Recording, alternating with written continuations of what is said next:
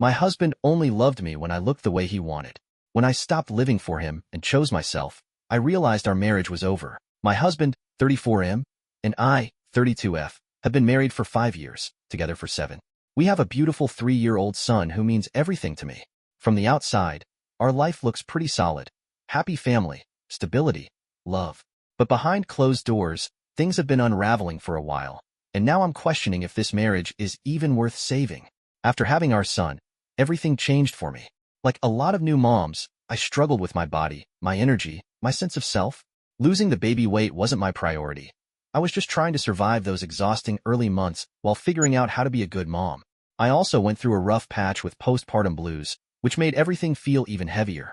At first, my husband seemed supportive, but over time, the little comments started. Stuff like, "You should really start working out again," or "You looked so good when we got married." He even brought up makeup, which I had completely stopped wearing because, honestly, I was just too drained to care. I tried to brush it off, but then he started pushing the idea of hiring a nanny so I could focus on myself. I know he probably thought he was helping, but I wanted to be there for our son. When I said no, he got frustrated. And that's when he really started pulling away. Looking back, this was probably the most painful part of my marriage. I didn't just feel unattractive, I felt invisible. Not just in a romantic way, but as a person. It was like my entire identity had been reduced to being a mom, a cook, a cleaner. My husband barely acknowledged me beyond those roles. At first, it was subtle. No more compliments, a missing kiss goodbye in the mornings, a half-hearted thanks when I made dinner. Then it became impossible to ignore.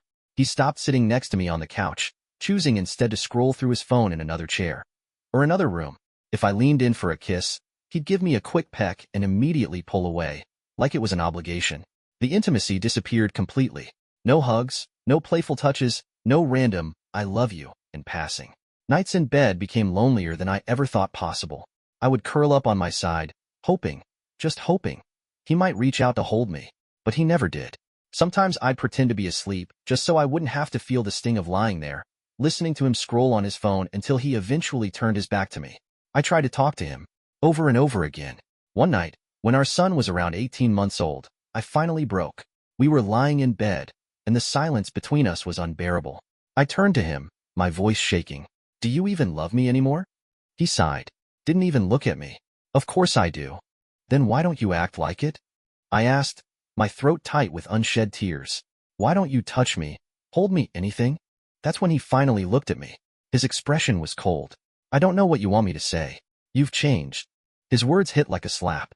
I had a baby. My voice was barely above a whisper. My body changed, my priorities changed, my entire life changed because we have a child now.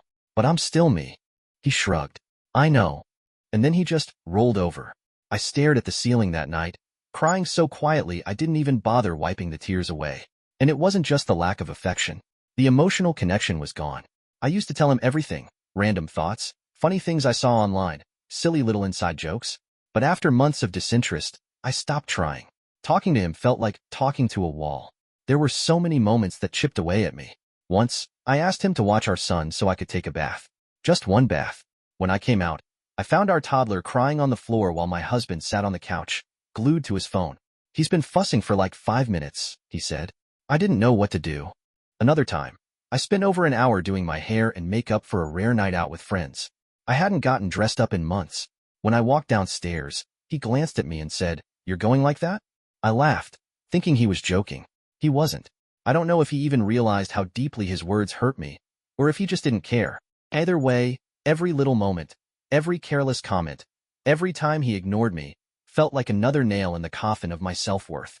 I started obsessing over it. Maybe if I was skinnier, prettier, better, he'd love me again. I picked myself apart in the mirror, analyzing every flaw, every imperfection. It felt like if I could just fix myself, I could fix us. But the truth is, no one should have to fight that hard just to be seen by their own spouse. After years of feeling invisible, I finally understood something. Waiting for him to notice me wasn't going to change anything. I couldn't keep living in this constant limbo, desperate for scraps of affection. One day, while folding laundry, I caught my reflection in the TV screen. My hair was a mess, my face looked exhausted, and I was wearing the same stretched-out sweatshirt I'd been living in for months. I didn't even recognize myself. And in that moment, I thought about the woman I used to be, the one who loved getting dressed up, trying new things, feeling confident in her own skin. I missed her. That night, after my son went to bed, I stayed up scrolling through forums and watching videos about fitness, health, self-care, anything that might help me feel like me again. At first, it was overwhelming. There were so many routines, so many tips, so much information that I didn't even know where to start. But the more I read, the more I realized something. This wasn't about him. This wasn't about being more attractive, more desirable, more worthy of his attention. This was about taking my life back. The next morning, I made a decision. I called a local childcare service and arranged for part-time help. It wasn't easy. I had convinced myself that I had to do everything on my own, that being a good mom meant never asking for help. But I reminded myself that this wasn't about being perfect. It was about balance. With a little more free time, I signed up for a gym membership and started taking swimming classes. And honestly, swimming became my therapy. There was something about being in the water, away from my phone, my to-do lists, my own thoughts, that felt freeing in a way I hadn't experienced in years. I also started meal prepping, experimenting with healthier recipes, and actually paying attention to what I put into my body. No extreme diets, no starving myself. I just wanted to feel good. And slowly, I started noticing the difference. It didn't happen overnight, but after a few months, everything started to shift. My clothes fit better. My energy levels were higher. And for the first time in a long time, I felt like I was glowing. People noticed. Friends, co-workers, even strangers would say things like, "You look amazing. What's your secret?" The secret? I stopped waiting for someone else to make me feel good about myself. I started doing it for me. And with that newfound confidence, I decided to take things a step further. I started getting my hair done regularly, investing in good skincare, even treating myself to lash extensions. Not for anyone else. Just because I liked feeling good in my own skin again. That's when I noticed something else. My husband had started paying attention. Suddenly, the man who had spent years barely looking at me was complimenting me out of nowhere. "Wow, you've really been working hard. You look incredible." At first, I appreciated it. But the words felt hollow. Too little, too late.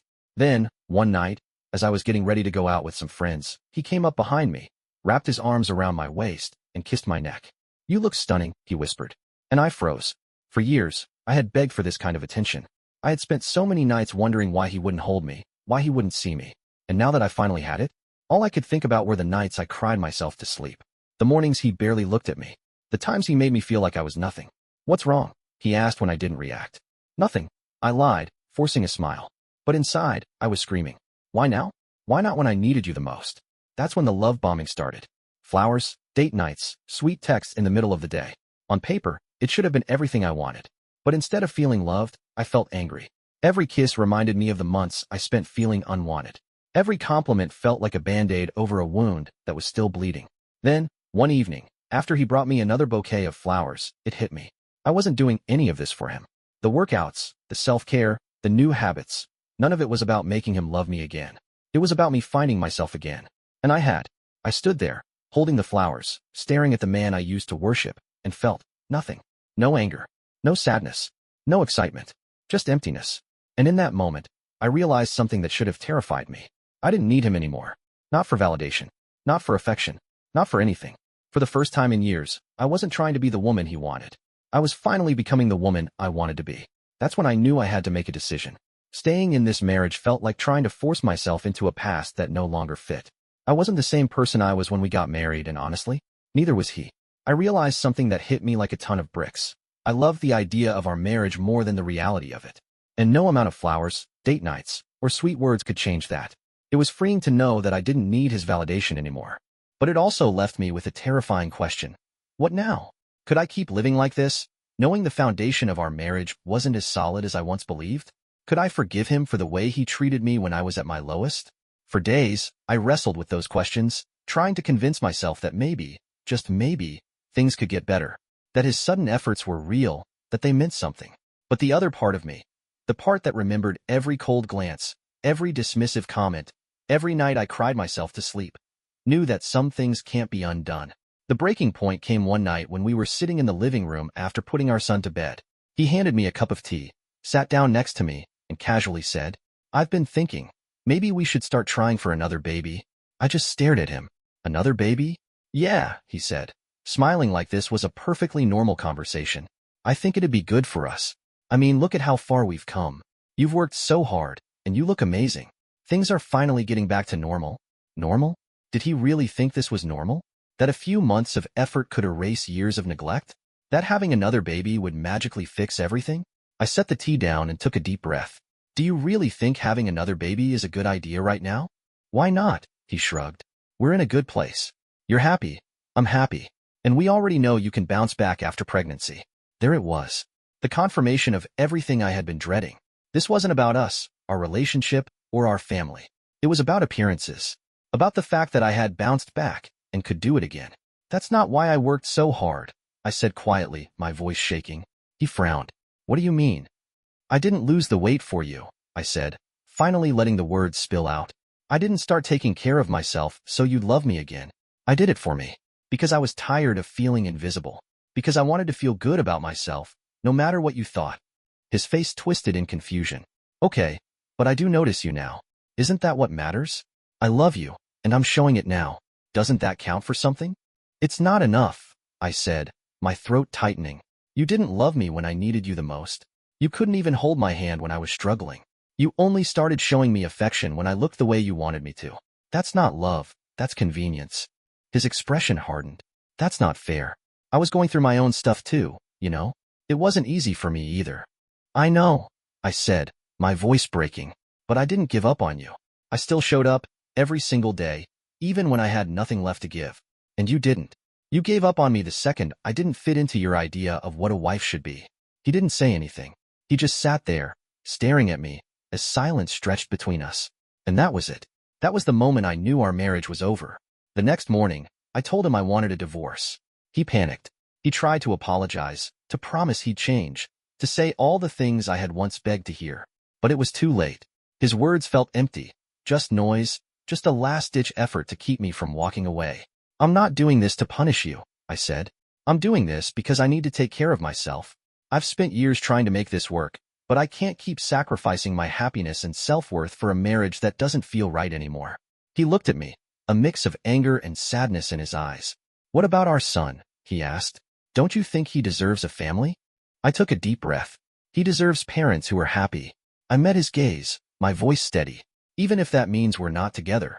And for the first time in years, I finally felt free. Update. After I told my husband I wanted a divorce, he completely broke down. He begged me to reconsider, swearing he could change if I just gave him the chance to prove it. I asked him how. What steps was he actually going to take to be a better partner? His answer? You just have to have faith in me and see it for yourself. Yeah, that wasn't good enough. Faith doesn't rebuild trust. Faith doesn't erase years of feeling invisible, unloved, and unappreciated. Faith doesn't fix a marriage that was built on conditional love and neglect. His vague promise to show me someday down the line felt like just another way of shifting the responsibility onto me. To wait, to hope, to keep carrying the weight of our broken marriage while he figured things out. I told him I needed space. I was taking our son to my mom's house for the weekend, and we'd sit down to have a final conversation about the divorce on Monday. He looked defeated but nodded. Okay, if that's what you need. Since then, he hasn't stopped blowing up my phone. Every few minutes, another call, another text, sometimes both. I'm sorry. Please don't leave me. I love you so much. I was stupid, but I'll do better. Please give me a second chance. I made a mistake, but I'll spend the rest of my life making it up to you. The messages cycle between desperate apologies and emotional pleas. He keeps saying how much he loves me, how he finally sees that he took me for granted, how he's willing to do whatever it takes to fix this. But the thing is, I've heard all of this before. Every time I reached my breaking point, every time I confronted him, every time I told him how much his behavior hurt me, he'd say the same things. And every time, the changes lasted just long enough for me to believe him, long enough for me to let my guard down. Then everything would slip back into the same cold, distant routine. It's impossible not to reflect on how much things changed after we had our son. Before, we were a team. We laughed together, supported each other, felt like equals. But after becoming parents, something shifted.